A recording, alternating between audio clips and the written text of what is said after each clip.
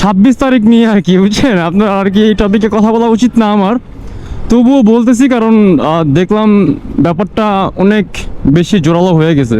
এখন ব্যাপারটা নিয়ে কথা না বললেই না। আর বলতে পারেন যে মোটর ব্লগার হয়ে কেন এইসব টপিকে কথা বলতেছে, এখন কন্টেন্ট পায় না খুঁজে, তাই এই টপিকে কথা বলতেছে, গরম টপিক।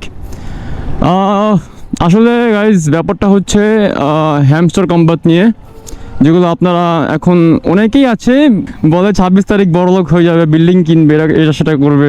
এদের আমি বলতে চাই কিছু কথা তাদের উদ্দেশ্য করে, যারা 26 তারিখের অপেক্ষায় আছেন তাদের। ওকে, তো কথাগুলো মনোযোগ দিয়ে শুনবেন। টপিকটা কেমনে বুঝাই আমি আপনাদের, ব্যাপারটা চলে গেছে এখন ক্রিপ্টো পর্যন্ত।